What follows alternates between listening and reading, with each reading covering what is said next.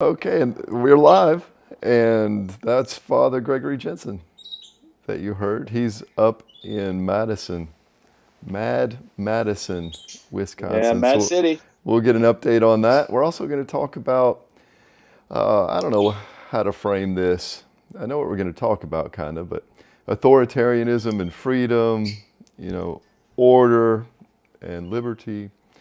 And what happens when those go out of balance, and how our personalities uh, serve as leverage towards imbalance. So we're going to talk about that.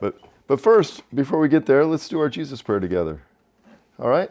So here we go. We're going to do it 3 times. And ready? Breathe in slowly.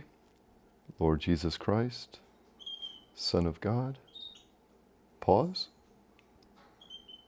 Breathe out slowly. Have mercy on me, a sinner.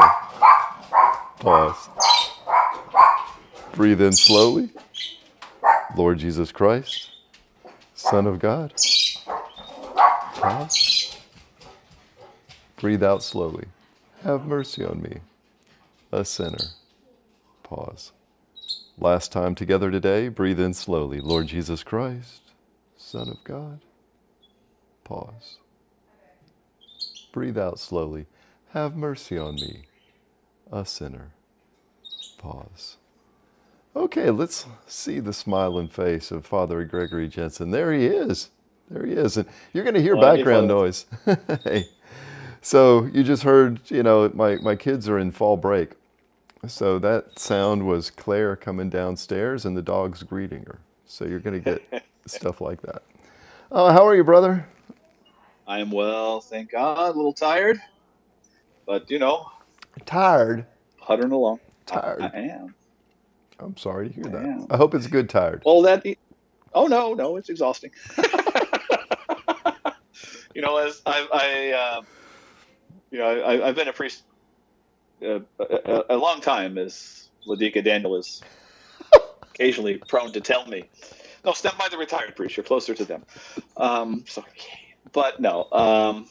But the thing about being a parish priest, especially a lot of things I've done over the years, I've gotten pretty comfortable being on my own all day and solitude, and it was, I mean, certainly it was a struggle to get there, but a lot of people now we're finding ourselves, and we've mentioned this before, they have an imposed solitude, and it is. I'm very sympathetic, but pretty much everyone I talk to these days is struggling with a solitude that they have not chosen. Yeah. It is just it's tiring. It's tiring for them. It's tiring for me. Um, which is, I think just with the topic this morning, I think that that, that some uh, things like authoritarianism, um, kind of attractive. Yeah. So this, yeah, we can jump right into it. Yeah. So one of the things that I want to talk about is how, you know, the, people have different attitudes towards order, disorder. We've talked about Right. attitudes towards risk, Yeah. but how much control they feel the need to impose on their environment. And Right. this is another thing. It's distributed, right? And of course, it varies across time for people and situation and so on. Yeah. Yeah. Yeah. Yeah. But some people are more comfortable with messy, and Yeah. some people just aren't. Oh my goodness. Well, and yeah, and that's what makes sort of this imposed solitude so difficult for people, is that we've lost a lot of the touchstones that we're used to. We've lost a lot of the control that we've become accustomed to. And I've been talking this week to two evangelical pastors, um, and things are bad when evangelical pastors are saying, "Hey, I got to talk to the Orthodox priest," and they were, and one of them was actually very clear. It's like, we don't know about this stuff, Yeah. but when we're thrown back on ourselves the way we are, we begin to. I mean, certainly I know I do. I see things in myself that I've really worked hard to not look at. Yeah. You know, Yeah, and, I've and in normal times you can avoid because you've set up, the institutions, the rituals yeah, around you so they don't set you off. yeah, So let's and can that's we not a bad, but that's right. not a bad thing necessarily. Yeah. Go ahead. I'm sorry. Go ahead. Yeah, so let's talk about that because this is one of the things when you sent me your notes about something you've been working on. And one of the interesting things that you point out is the need for us to pull ourselves away from our feelings, away from our thoughts, Yeah. and just look and can I analyze? Can you talk about that point? How's it possible? Yeah. And then what are we doing? Yeah. Well, I used to. I was the grad assistant for the individual therapy class a long time ago, back when I had red hair and a much smaller waist. And most of my students, as it happened, were Roman Catholic priests, all older than me, most old enough to be my dad. And it was really interesting in talking to these guys. These are really good priests. These were priests who their bishops valued sufficiently to, often to send them from overseas to the States to get a doctorate. Um, and we were talking, and I remember one priest from Africa. Um, he had an angry client in the training session, and he kept um, stepping away from the anger. He just did not want to talk to the person about being angry. And I asked him about it. He said, well, anger makes me anxious and makes me afraid. And, I knew a little bit of his history. Fair enough. He did not come from the smiley part of Africa. He had some really bad experiences growing up. And I said, one of the things that I do clinically um, is that when someone's angry is that I ask them what they're angry about. And he just got a panicked look in his face. It's like, well, but if I ask them that, they're going to be angry, even angrier. I said, no, no, actually, if you ask them that, they're going to stop being angry. What do you mean? Yeah, but they're not going to be angry. They're going to be thinking about being angry. And this is, I think, what we need to get to is we have to have, might call sort of a transcendent form of introspection. I need to be able to sort of step away from myself and try to evaluate my thoughts and my actions in the light of God's love for me, in light of the gospel. Um, most of us, I mean, frankly, are not. That's not something that we do. If you spend a lot of time on your own, I mean that's what transforms loneliness into solitude. Yeah, so it's there are different ways that people can misunderstand this. One is that, on the big five, one of the traits is, neuroticism, how active that inner dialogue is. But that inner dialogue is not what we're talking about.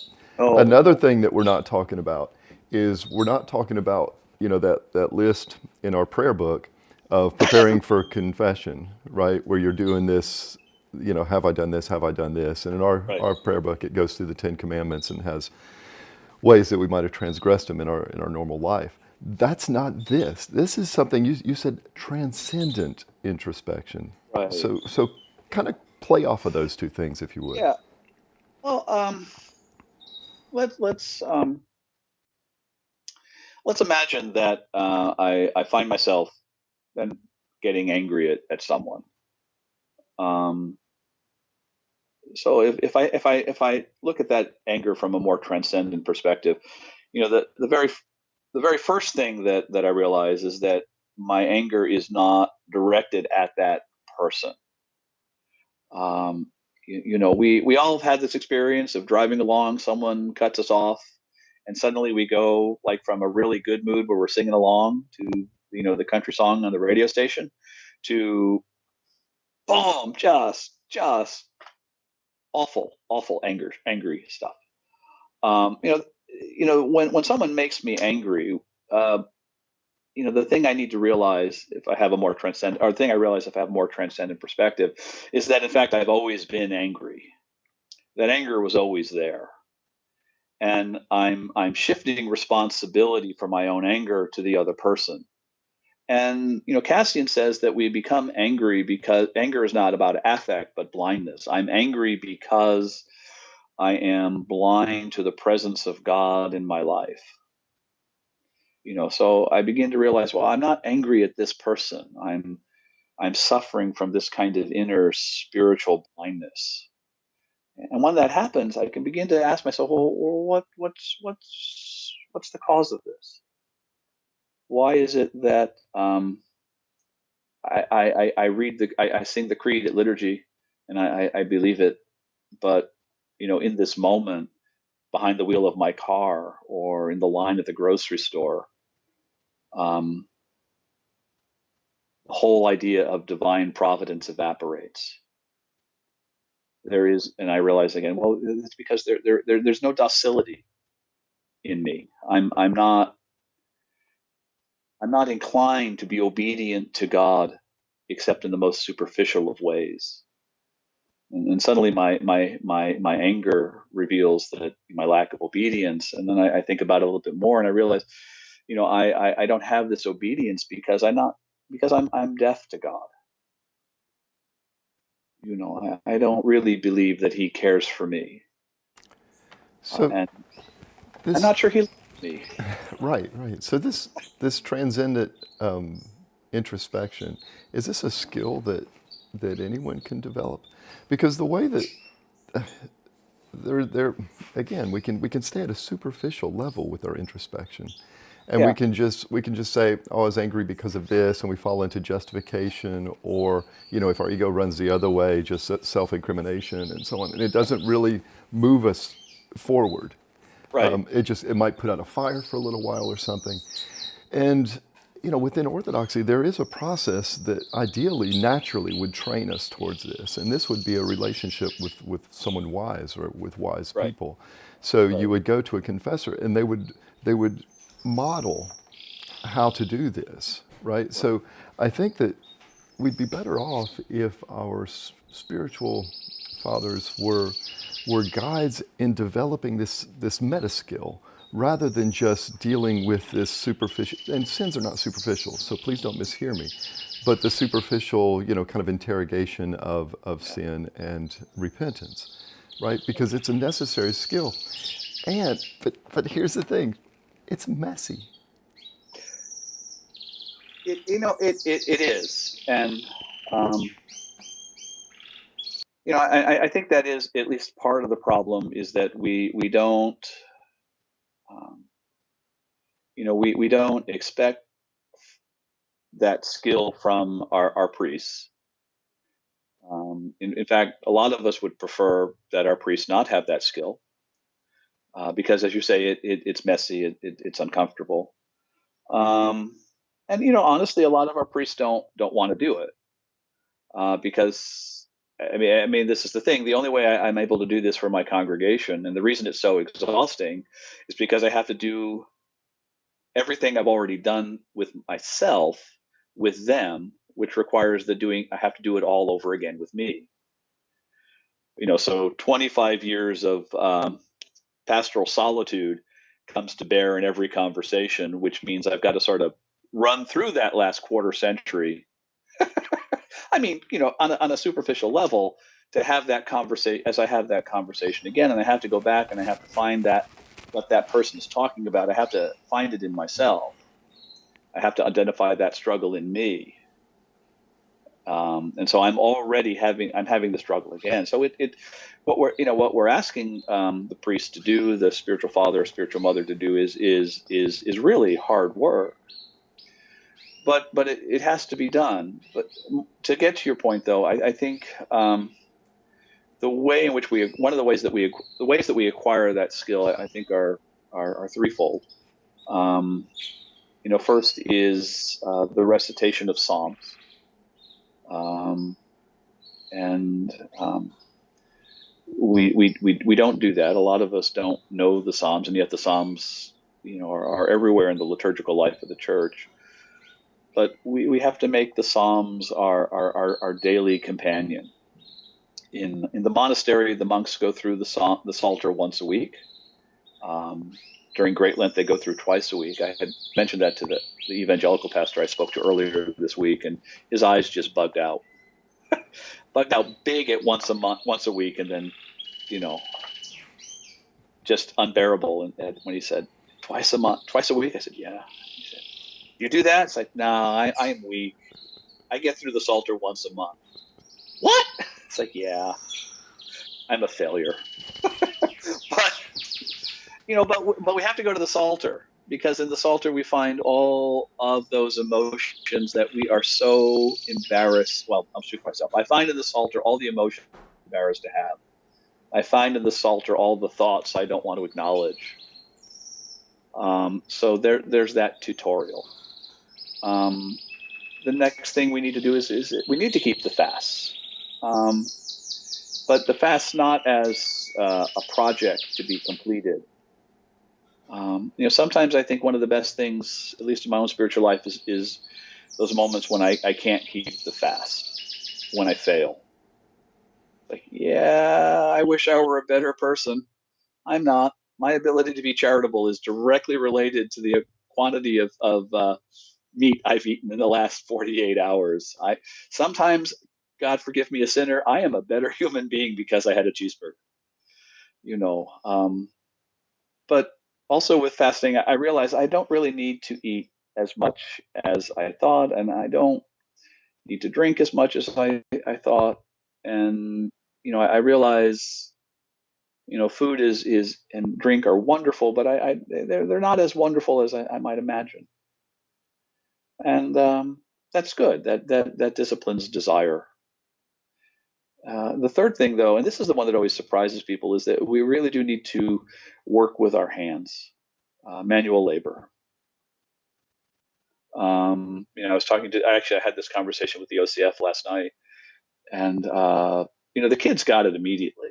One of the girls says her grandmother needle pointed, so she started needle pointing, and she said, Father, when I'm doing my needle point, all the bad thoughts just sort of fall away, and good thoughts take their place. So manual labor is this great tutorial. It teaches me that I can shape the world, and I can shape the world in a way that's profitable and desirable for others. But it also teaches me my limits in shaping the world, and so shaping myself. Psalms, fasting, manual labor, and this within the context of regular communion, frequent confession, daily prayer. I think I would say to people, if you're going to have daily prayer and you don't have a lot of time, the best thing to do is start with the Psalms. Prayer books are lovely, but ain't the Psalms. Yeah, and you can get the Psalter on audiobook. Yeah. Right? And so the Psalter can be your constant companion. That's beautiful. Yeah. So what we're trying to do with this transcendent introspection is teaching ourselves how to pastor our soul, how to pastor our mind. And if we're not careful, we'll bring in some very strange ideas of what that relationship with our soul should be, what the relationship with a spiritual father should be. And, if we call our priest, we call our spiritual father, right? Yeah. If you had a sideways relationship with authority, and especially with your father, then you could smuggle that in or smuggle in a reaction to that, right? And it won't be reasonable, right? And you can come in, and if you have an authoritarian personality, you'll come in with some strange expectations that again are not reasonable.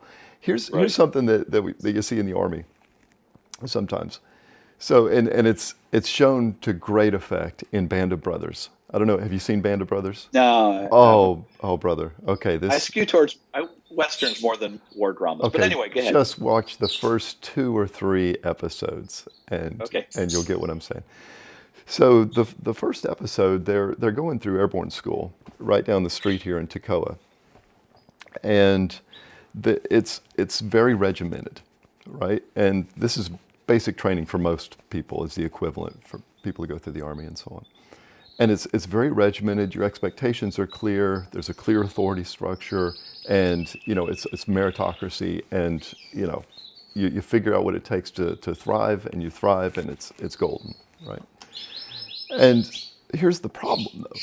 The problem thing is that some people then think that that's what the army is, Yeah. right? And so in Band of Brothers, they've got someone, he's put in charge of this company through airborne school. He's going through it with them, but he's also in charge, and he's excellent at it, right? Because he has authoritarian personality, and it just matches all, and you can see it going sideways a little bit, but then when they're deployed, it goes way sideways. You're like, people see it, they're like, no, he never matured, right?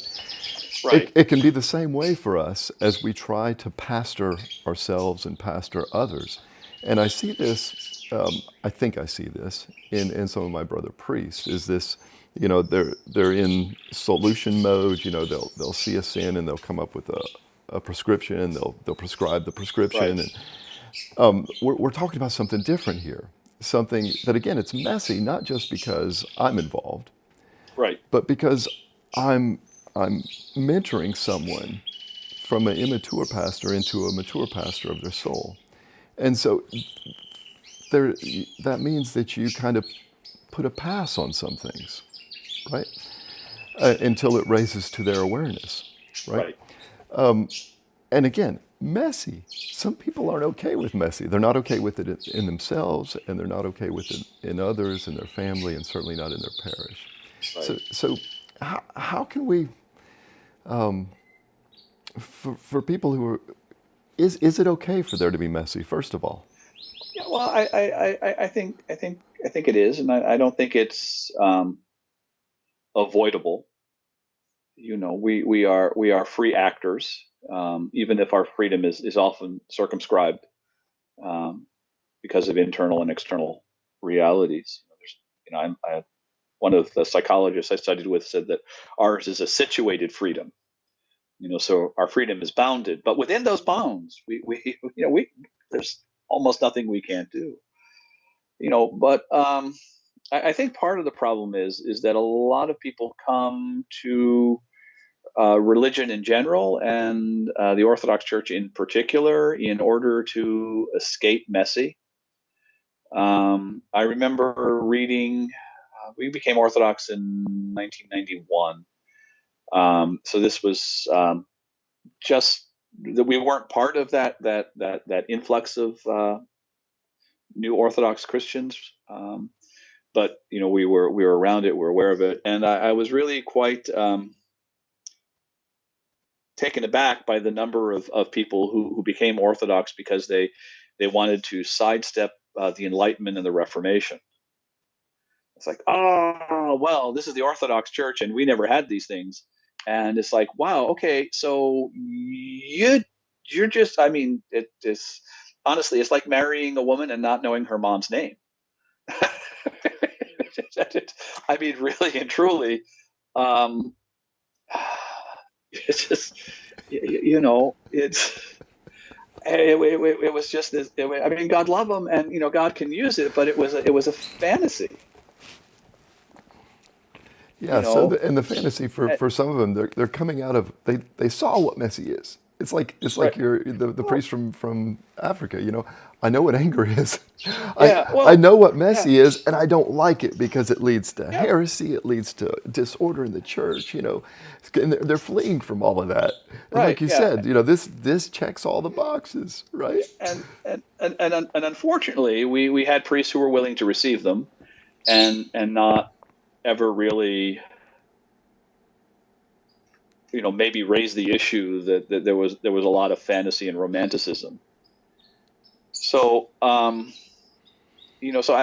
think this is part of why we run into the difficulties we run into. That's the plumber calling me about the water softener that died downstairs. That's Oh, okay. We'll deal with it later. But but things are messy. Things are complicated. Um, I know you've reviewed some of Anne Applebaum's stuff, especially on Ukraine and the Holodomor. But she has this marvelous phrase of she talks about the temptation to simplification.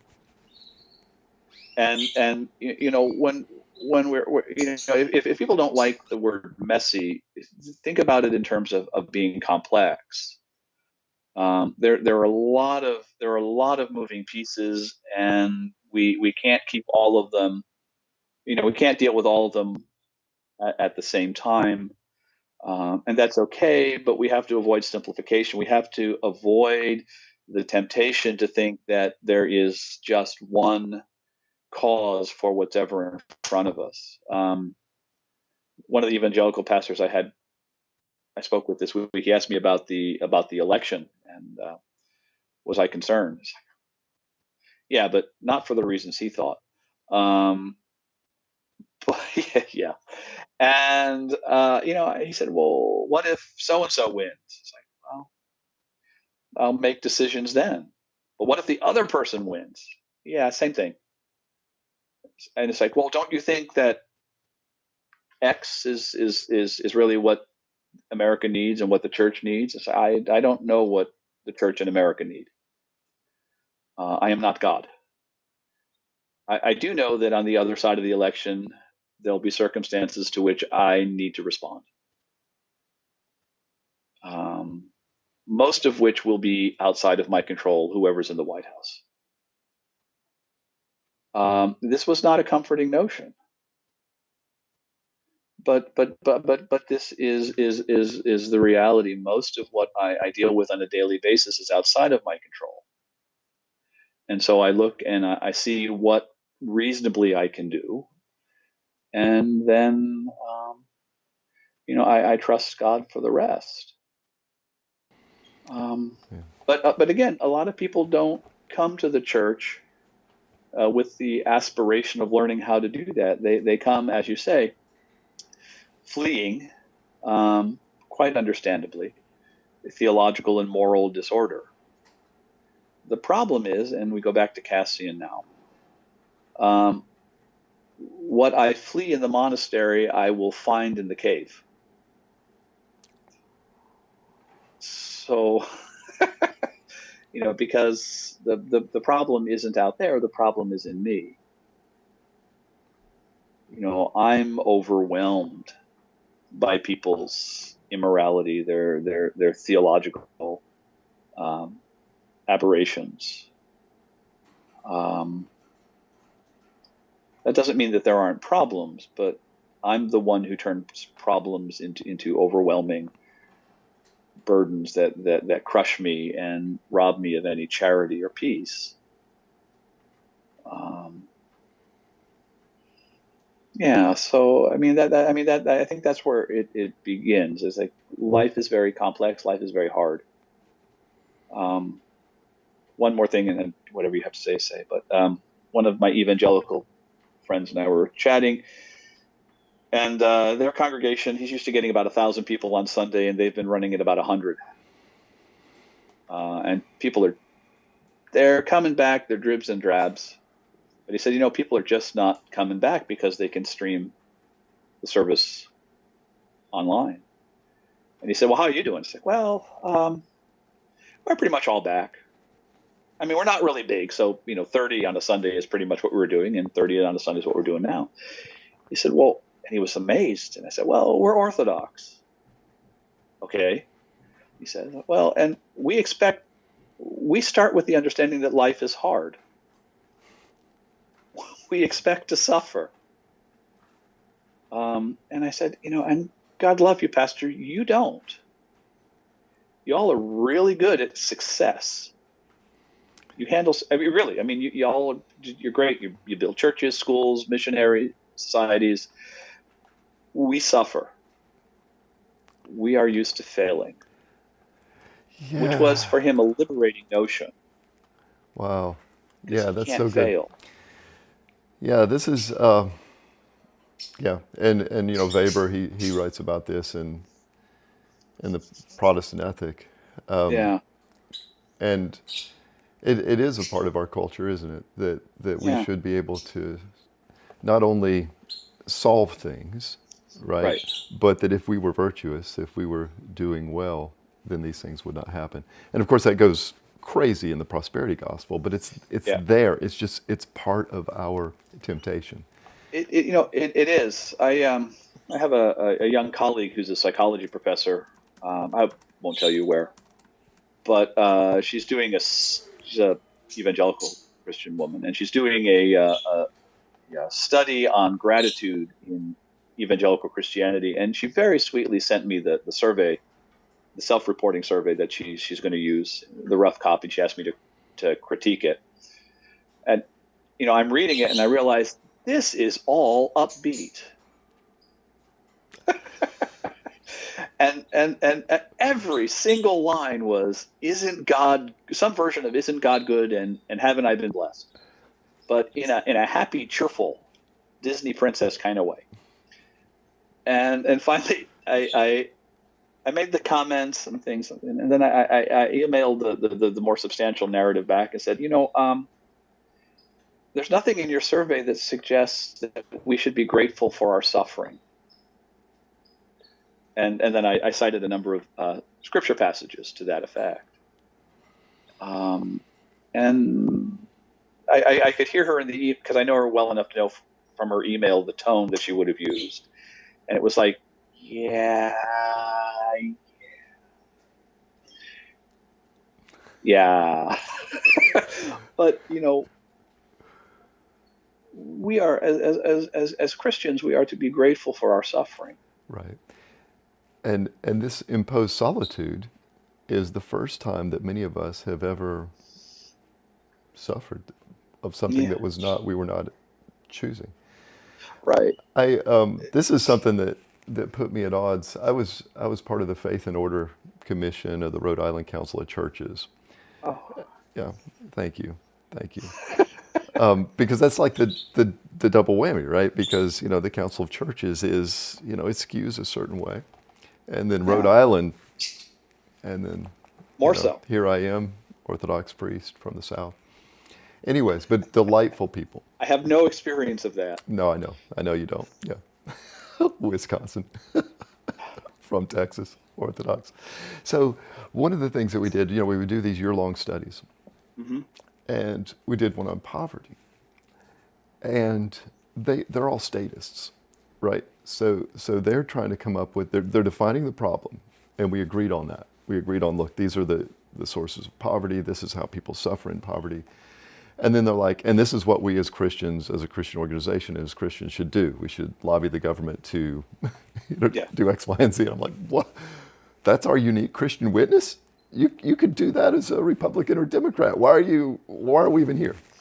What does yeah, this add yeah. to the discussion? I said, here's something that comes from the tradition that I'm joining, right? That I'm trying to grow into, Orthodoxy. And this, and it's just an expression of Christianity. This is one of the unique charismas is, to take ownership of that suffering. Voluntary poverty is a it's one of the mechanisms of our salvation. And they're like, no, well, that's voluntary. This is involuntary. This is imposed. They're victims. I'm like, oh, none of us are victims. We give ourselves that's what we can give people is we can give them freedom. Right. And they're like, it's like you're speaking a different language. They're like, no, you're blaming. I'm like, stop it. Yeah, yeah, yeah. No, it's funny because I had when I with the pastor I was talking to yesterday. He wanted me to be involved in this ecumenical study group on the environment. And I said, I really come at it more from the point of view of economics and public policy. I'm not really sure I would be a value added member, which is ingenuine because yeah, it was. But I just needed to. Honestly, I just wanted to go to the bathroom. I had coffee. I just needed to go to the bathroom. That was really my concern. And he said, "Are you sure?" And he kept pushing. And the Catholics are involved, and my congregation is involved. The Episcopal Church said, "Well, actually, the Orthodox really don't do ecumenical work, things like that with the Episcopal Church anymore." Well, why not? Well, we ordination of women, this was hard, but we all right, we'll keep talking. Ordination of homosexuals, and then but finally, when they started blessing same-sex marriages, I mean, we just stopped. And he said, "Well, why?" "Well, it's apostasy." And he said, "Well," and he looked really uncomfortable. He said, "Well, I would agree with you on the issue of sexual ethics, but I think what really is the only single thing that matters is Christology." And I said, "Well, yeah, I understand, but no, because Christ comes to heal our humanity." And so if a congregation, if a community, if a tradition, blesses that which harms our humanity, they've apostatized from Christ. This is not just a moral but a dogmatic issue. And this made him extraordinarily uncomfortable, but in part because I didn't get angry. It's like, this is what they believe, and all right, well, and now I will take them seriously on this, and I can't really talk to them. He said, "Well, you've just dismissed them." I said, "I haven't dismissed them. They've made a determination that the Christian tradition before the last 10 years was wrong." And so they've actually come to me and said, "No, Father Gregory, you are a prophet of injustice." And it's like, no, they didn't say those words, but I mean, that was, well, they didn't say those words to me, but that's kind of there.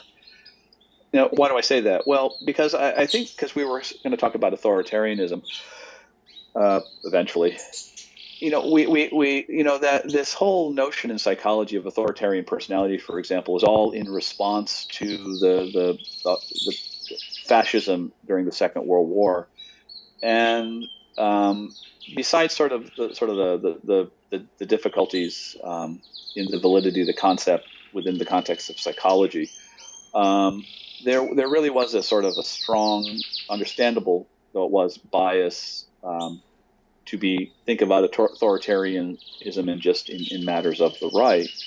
But really, authoritarian personalities can skew left or right, and it is always that temptation to simplify and to see the world in terms of black and white. One of the things that always sort of surprises people is that I have gay friends, I have gay family members, and it's like, but you hold these opinions. It's like, yeah, but we don't talk about them. And people say, well, you're just not dealing with things. No, I know where they stand. They know where I stand. There's no reason to have this conversation. I don't need to win. I love my friends. I love my family members, and as with every other family, every other friendship, there are areas where we disagree. That's anathema to the authoritarian personality on the left or the right. And very much we are increasingly, I think, seeing this happen in the people around us. On Sunday, I rather foolishly and inappropriately, as I was told later by several people, pointed out that there are good reasons to vote for any particular presidential candidate, and that you are not a bad person based on who you vote for. Now, there are bad reasons to vote for anybody, to be sure, but I said, in the last election, we were even here in Madison, we were very much divided because nobody could think that anyone could vote for the other person except out of malice. And I said, don't do that. Don't assume that the other person is voting the way they're voting because pick your malicious reason of choice. I'm not even going to mention it, because every time I do, someone says, "Well, what the other guy?" and which is kind of the problem. But again, this is authoritarianism. This is not about wearing a brown shirt and giving the Nazi salute or draping ourselves in a Soviet flag. It's about reducing the world to good guys and bad guys, and the bad guys are over there and there's nothing that can be done except, to compel them to do what they should do.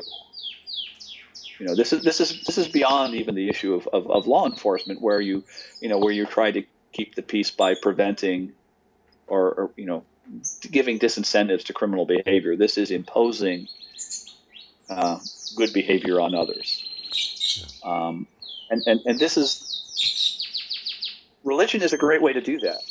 So, Orthodoxy is a great way to do that. oh, it is. It's fantastic. Yeah, we've got it in spades, Yeah, right?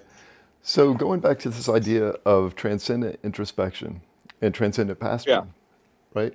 yeah, So if I were paying attention to myself and how people react to me and how I react to others, then if I were upset when things didn't stack up according to my yeah, expectations, I would recognize it and yeah, I'd go deep and I'd say, yeah. why is it?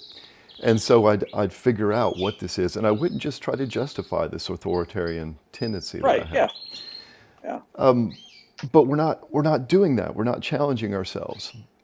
And I think part of it is because our parishes, they don't see the full package. Like you said, orthodoxy, it's real easy to go Pharisee mode. It's real easy to go, yeah. we must have order, right?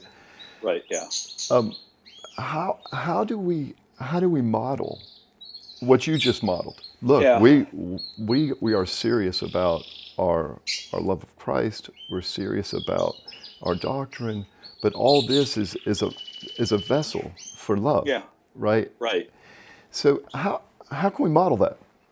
Well, well, first of all, we have to practice it in our own lives and with ourselves. Um, this is not something that I can fake. Um, you know, I I had the great blessing and joy of being educated by Cistercians, so Trappists, basically. From when I was 18 until really about 30. I think, yeah, Father Richard was my last Cistercian professor, and he though a young man, he reposed. Well, he's older than me, but still young. But and you know, one of the things that they taught me, one of the things they instilled in me was a love of stillness. Um, it's I was talking to one of my parishioners, and I forget how we got there, but I said, uh, I think it was about how different people approach the liturgy and the things that bother different people. And I said, well, I know that the person had made some mistake during liturgy, during music. I say, I don't care. You don't care? No, not really. It's just people make mistakes. It's fine. She said, why doesn't it bother you? I was like, well, my own preference would be liturgy at 7 o'clock on Sunday morning, probably with no one there. And honestly, if it were up to me, I would barely move. Um, so and I said, for a long time, it was really hard for me to stay in key, because I had to force myself to project, because my preference is not to be loud at prayer. Because that's what I learned from the Cistercians. Everything is very quiet and still. But I think we do need to start practicing that stillness, and that means not just not talking, but not filling the air with music or television. But it also means being able to sit. Um, Oh, wait a second. and I've got to push you a little bit here. So if yeah, I have an authoritarian personality and I'm yeah, cultivating stillness, I'm cultivating control. And then when I go to the altar and I'm serving yeah, and someone violates that, that stillness of the liturgy by singing Yeah. off key or singing the wrong tripar or something, it's going to violate me centrally. It is. And if you have that those authoritarian tendencies, um, when you start to exercise control over yourself to practice stillness, that's going to get real uncomfortable real quick, because the authoritarian personality is many things, still is not on that list. Oh, okay. So there's going to be that So self-pastoring that goes on. it is going to be a real struggle, and the thinking is going to be like this: my spiritual father said I have to be still, I have to be quiet, I have to sit, so I'm going to do it. And the harder they try, the less it's going to happen. I've got to quiet my Yeah. mind. Well, yeah. Well, yes. Yeah. This is the point in the conversation where I usually tell my spiritual children, please do not confuse me with a nice person. But there. I mean, Viktor Frankl talks about paradoxical intent in therapy. So for the authoritarian personality, stillness is. Let me rephrase that. For those with authoritarian personality traits, stillness is very difficult. It is a real cross. For me, it really isn't. I was really very sick as a child, so I didn't ever learn to throw a ball. I still can't catch a ball or throw a football to save my life. But I got really good at being quiet because I had no choice physiologically. So for me, it's the hard part is actually talking to people. But for the authoritarian, for the person with those traits, that stillness is going to be a real struggle, and it will be painful. And when they come to confession, when they talk to their spiritual father, if the spiritual father is prudent, he will forgive them their inability, which will just make it worse, because failure is not an option. And eventually the person will either have to push through that or understand that he's not really suited for the priesthood. Yeah, and this is one of those things that we're not real good at as a church is telling people. I mean, I don't know, we're pretty good at saying, "Oh, I'm sorry, you're on your third marriage, you can't become a priest," or "You don't have the right education, so you can't become a priest." But we're not real good at saying, "You know what? You're measuring high on dark triad, or we got to deal. Let's look at this authoritarian tendency you have, or Yeah. your inability to control yourself, right? Whatever it is, we're not really good at saying, No. let's No. let's do a deep dive here. Yeah, and that really is unfortunate, because I think it sets men up for failure, and really a failure which is very personal, very intimate, very public. Um, it's But you're right. I mean, the person who has those dark personality traits, and by the way, I have those dark personality traits as well. Um, Everybody does. It is it isn't just a matter of you failed your personality test, but the personality test is the starting point. The question is, are you willing to put in the effort to integrate those personality traits into your broader ministry?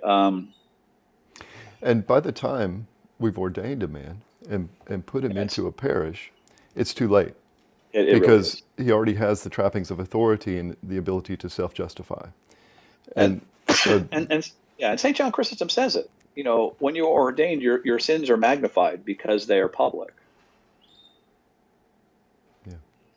Um, it years ago, my first parish council president took me aside. We were in Northern California, and he said, Father, not everybody has your sense of humor. To which I very helpfully responded, yeah, I know. I feel real bad for him. Both acknowledging and affirming the criticism. That's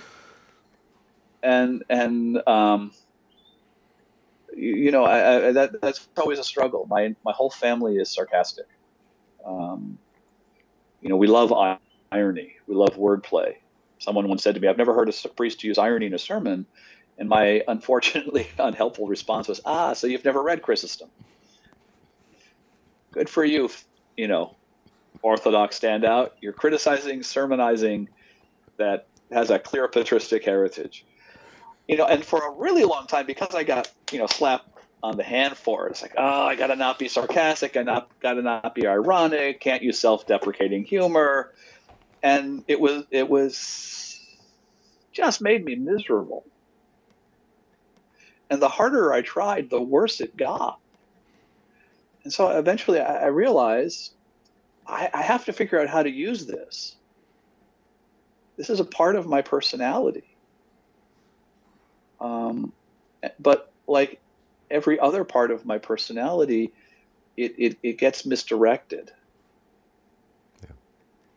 Yeah. Those authoritarian traits, they have their value.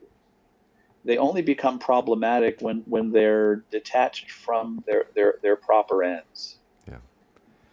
Yeah, the variations in personality are not results of the fall. They are part of the blessing that the fall turns into divisiveness and tyranny and so on.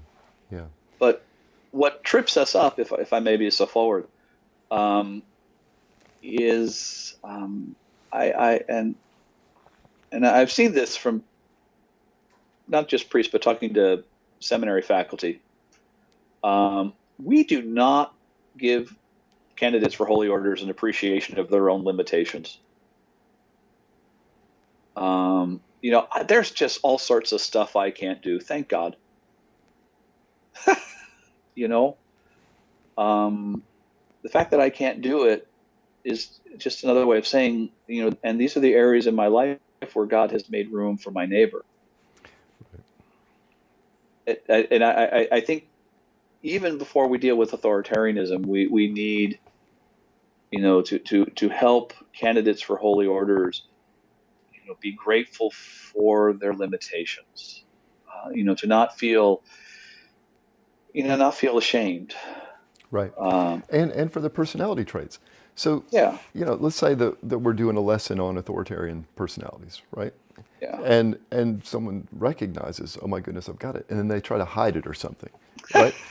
No, I think one of the reasons why we don't do that with seminarians is I don't know how good we are in our parishes and our families, maybe even in our seminaries, at creating a safe place for people to be vulnerable. Yeah. Because if you're concerned that if they see a fault in me, I'm gone because there are five other people willing to take my place, right? Yeah. It can't be that. It has to be, again, a safe place where people can be vulnerable. You can expose your faults, your variations and things. Yeah. And I that was one of the when you this was early on in our friendship when you said, "Oh no, I'm happy that there are things that I can't do," and I'm like, what moon are you from? No way, man. If I have something I can't do, I'm on it. And you're like, no. I'm like, oh, crud. What am I supposed to learn here? Well, but yeah. Well, and some things I've had to learn how to do, against my temperament things. But and that's okay too. But I think. When I talk about helping people come to an appreciation of their limitations, this is sort of a very psychological way of saying forgiveness, talking about forgiveness. We are not good at forgiving.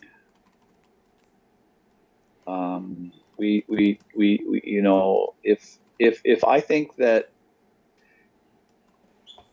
being true to myself is going to get me kicked out of seminary for reasons which have nothing to do with theology or morality, but simply personality, that's not a forgiving environment. When I started doctoral studies as in psychology a long time ago, two faculty members independently took me in their office and said that they were never going to give me a doctorate. And the reason is I had come out of a moral theology master's program, and I was still, those were things I was concerned with, and I was clear about it in all of my application. And they kept saying, well, you talk too much about theology and these other issues. I said, well, I do, but only because you ask me about things which are important to me. So you've put me in an awkward position. You don't want to know about what's most important to me. You want to know about things which are of secondary importance to me. And you are willing to respond punitively for my meeting your expectations. Now, one of the faculty members was really angry when I said that. And the other looked at me and said, yeah, I know. And it's wrong that we do it. And that's why we're having coffee. Because I think there's a better place for you where you will succeed academically. But it's not here, and it has nothing to do with you. It has to do with our limitations. Wow. And that was Chuck Mays, who was actually in the other program, was my training therapist, because there was a therapy component to that other program. But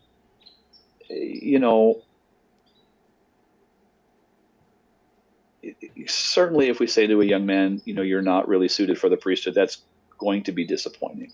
Mm-hmm. But in a psychologically healthy individual, in a socially healthy environment, from a mature spiritual father, that word is painful but not destroying.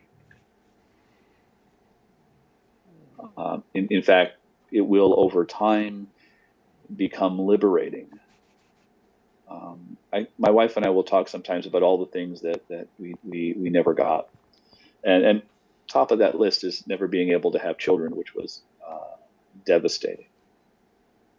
But out of that experience, there's a template that we developed. That's a bad word, but maybe a way of looking at life. We were thinking one time about not having children and how sad it was, and just feeling, quite reasonably unhappy, sad for ourselves.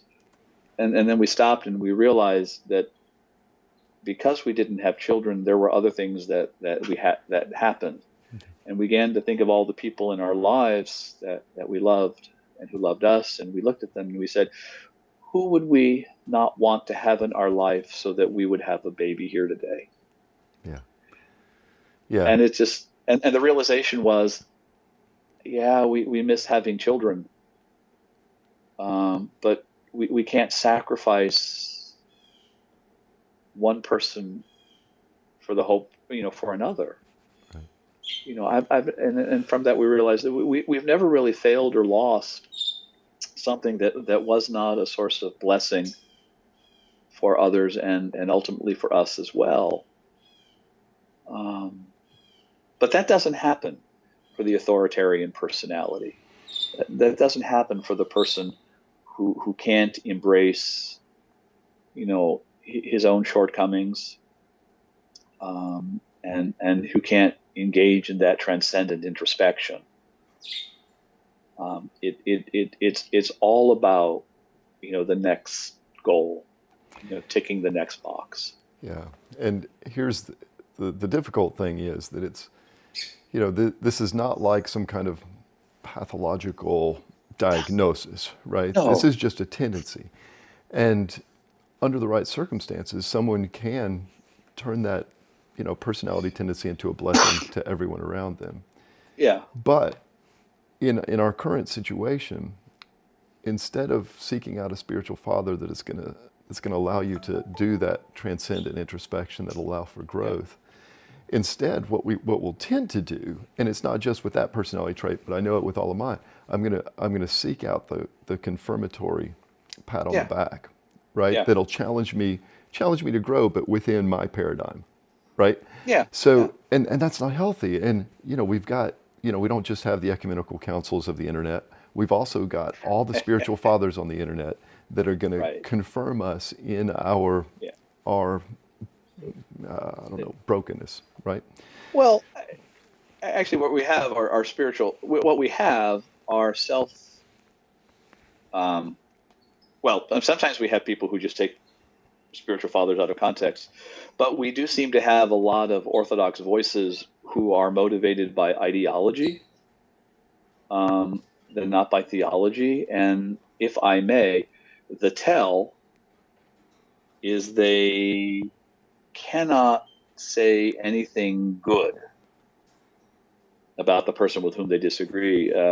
My one example from my own work is when the APA, American Psychological Association, of which I am intermittently a full member in good standing, but at $300 a year, it's Anyway, but they came out with a document on toxic masculinity that raised all sorts of ire, and I got in trouble by saying, well, I mean, they make some good points.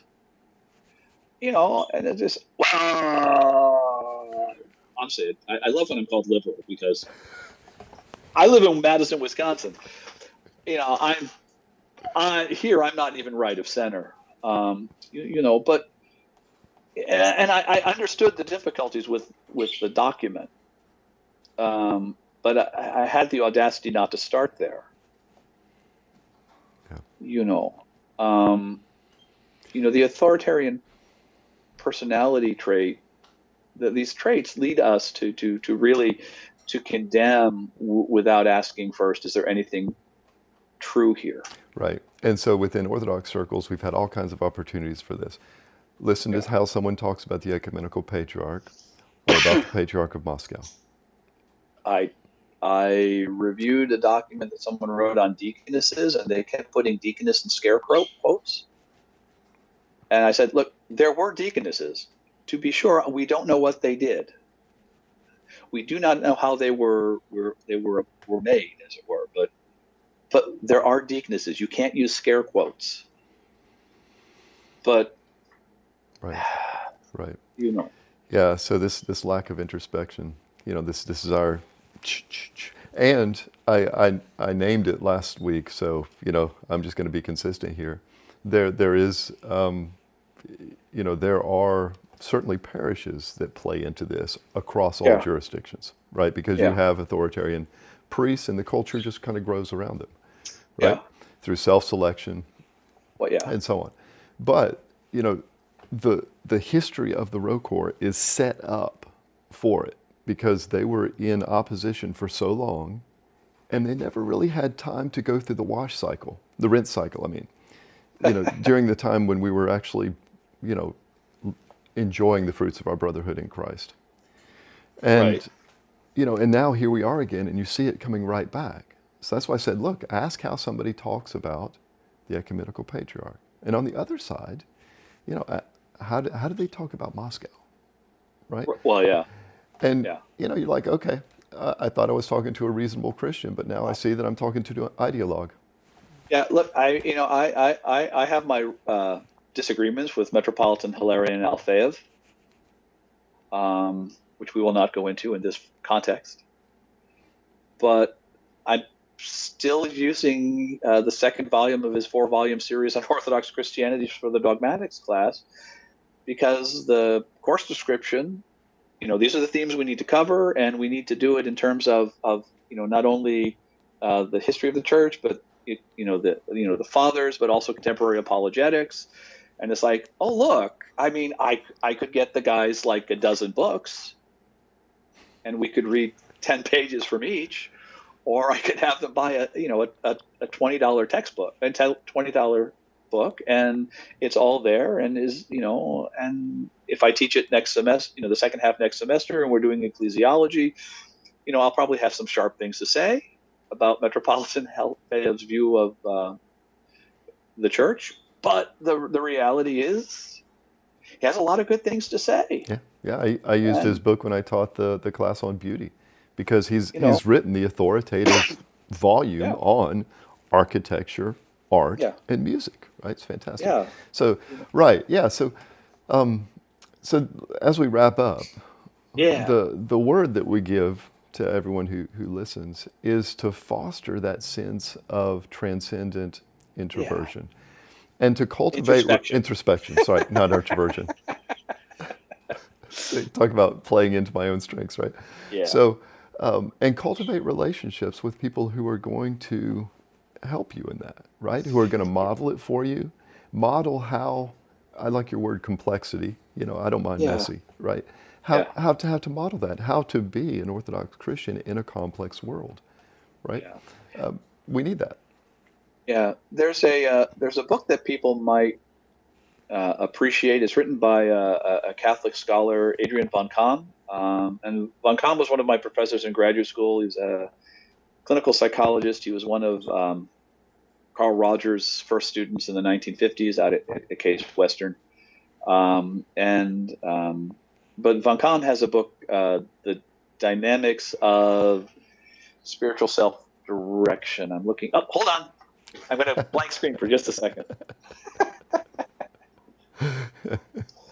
Sorry about that. No, you're allowed. You're allowed. And Thank you. and if you know exactly where to go on your bookshelves, I do. I do. and that's because I you have them organized according to color, right? And no, size.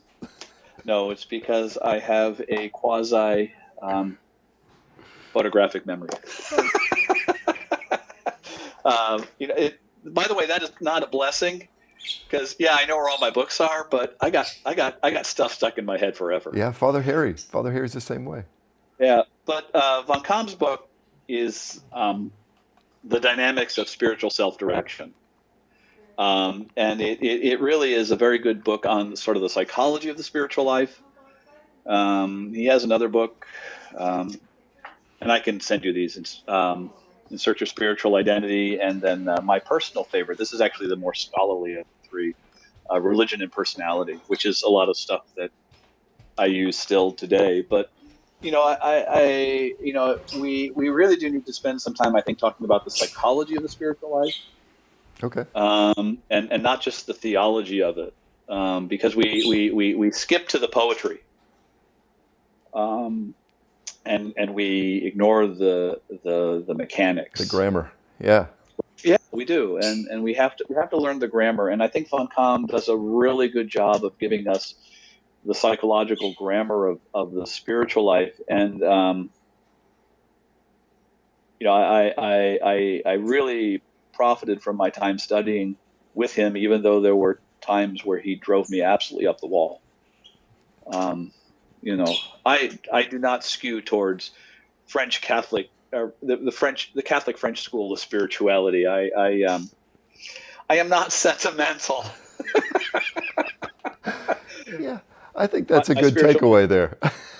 My spiritual life is monastic. It just like, yeah. But yeah. Anyway, so those are those books. So Well, thanks for those recommendations. And Father, thank you so much for your time. This thank. is an important topic, and I think that there's a lot of benefit. We'll continue our conversation. Maybe we can go into, because it's not a single topic, right? The psychology of the of the spiritual life.